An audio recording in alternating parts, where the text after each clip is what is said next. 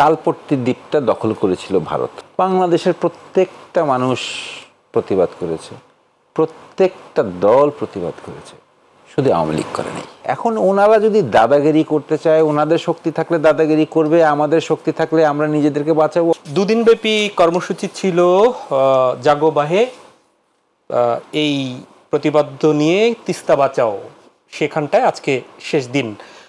প্রশ্ন হচ্ছে, হঠাৎ করে বিএনপি এই কর্মসূচি নিয়ে কেন থ্রো করলো, কি অর্জন করতে চায় এর মাধ্যমে বিএনপি, এই শুনিয়েই কেন বা হঠাৎ করে মাঠে নামলো?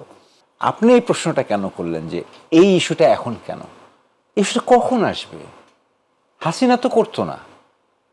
হাসিনা তো আম পাঠিয়েছে, ইলিশ পাঠিয়েছে, পানি আনে নাই, উল্টা ফেনী নদীর পানি দিয়েছে।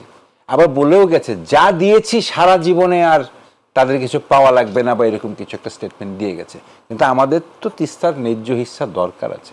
দেখেন, আপনাকে একটা কথা বলি, ইতিহাস যদি দেখি, আপনার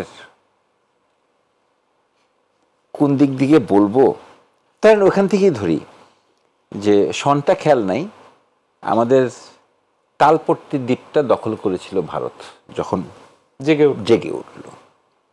তখন আমাদের আর্মির কি ছিল? কাপড়ের পরা জুতা পরতো। শহীদ প্রেসিডেন্ট জিয়াউর রহমান তখন প্রেসিডেন্ট। তা তালপট্টি দ্বীপ দখল হওয়ার পরে সেটা প্রতিবাদ জানানো হয়েছে, সেটা আগ্রাসন ঠেকানোর জন্য আমাদের আর্মি চেষ্টাও করেছে। কিন্তু আপনার মনে আছে কি না জানি না, আমি বই পড়ে জেনেছি, বিচিত্রার নিউজ পড়ে জেনেছি, বাংলাদেশের প্রত্যেকটা মানুষ প্রতিবাদ করেছে, প্রত্যেকটা দল প্রতিবাদ করেছে, শুধু আওয়ামী লীগ করে নাই। এটা অন রেকর্ড বিচিত্রাতে আছে, পুরানা বিচিত্রা যদি খুঁজে পান, আমি তারিখটা ভুলে গেছি, আপনি দেখবেন। তো যেই দল রাজনীতিই করে, একটা দেশে মাথা ঠুকে, আর যেই দেশ একটা দেশের জনগণের সঙ্গে বন্ধুত্ব না করে একটা দেশের রাজনৈতিক দলের সঙ্গে বন্ধুত্ব করে, তাদের সঙ্গে আসলে আমাদের নেগোসিয়েশন বা ডিপ্লোমেসির জায়গাটা আসলে থাকে না। তখন এই লং মার্চ আদায় করার নিয়ে জায়গাটাই থাকে। এখন ওনারা যদি দাদাগিরি করতে চায়, ওনাদের শক্তি থাকলে দাদাগিরি করবে, আমাদের শক্তি থাকলে আমরা নিজেদেরকে বাঁচাবো অথবা পাল্টা যাব। কিন্তু আন্তর্জাতিক অঙ্গনে, ডিপ্লোম্যাটিক জোনে এগুলা ভারতের দ্বারা করা, এটা আসলে শোভনীয় না।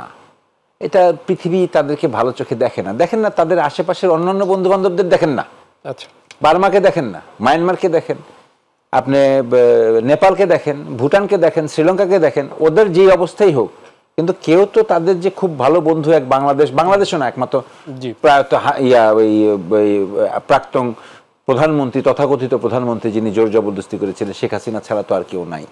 এখন ন্যায্য হিস্সা আমাদের লাগবে, আমাদের অনেক হিস্সাই লাগবে। আমরাই শুধু করিডোর দিয়ে যাব, আমাদেরকে কিছু দিবে না? আমরা যে আমাদের এই রোড ট্যারিফ যত দেই, আমরা এলিভেটেড এক্সপ্রেসওয়েতে ইয়েতে দেই, যাই দেই, কম্পেয়ার করে দেখেন তো তারা যে মাল সামানা আনে তারা কত টাকা ট্যারিফ দেয়।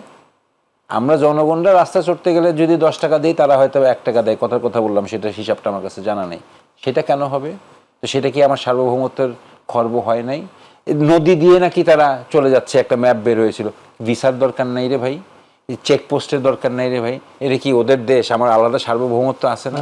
সো আমার সার্বভৌমত্ব আমাকে রক্ষা করতেই হবে। এই জন্যেই আমি ব্যক্তিগতভাবে বলি যে আমি বিএনপি করি, এবং আমি শহীদ রাষ্ট্রপতি প্রেসিডেন্ট জিয়াউর রহমানের যে ডিপ্লোম্যাটিক ভিশনটা ছিল, আমি সেটাতে একদম বিশ্বাস করি। সেটা হচ্ছে যে আমার সার্বভৌমত্বকে রক্ষা করতে হবে, এবং আমার প্রতিবেশী দেশের সঙ্গে বন্ধুত্বপূর্ণ, সম্মানজনক সম্পর্ক থাকতে হবে, এবং সারা পৃথিবীর সঙ্গে একটা কোঅপারেশনাল রিলেশনশিপ থাকতে হবে। অনেক ধন্যবাদ।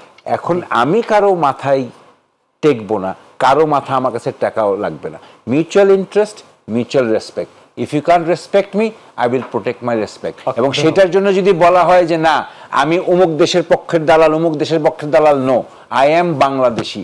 I will always look after the interest of Bangladesh.